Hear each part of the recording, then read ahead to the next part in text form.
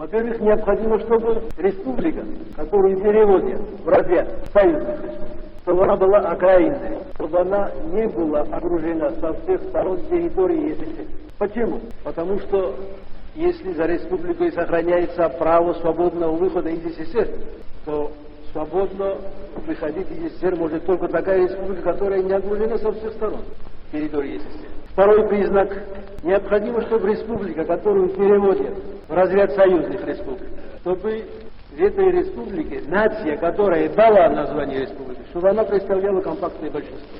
И, наконец, третий признак. Это то, чтобы республика была не очень маленькой и не очень слабой, чтобы она имела, хотя бы не меньше миллиона населения. Вот вам три объективных признака, отсутствие которых в данный исторический момент не дает основания говорить о возможности и о правильности перевода тех или иных автономных республик в разряд союзных республик. Взять, например, Киргизскую республику, которая становится союзных республик.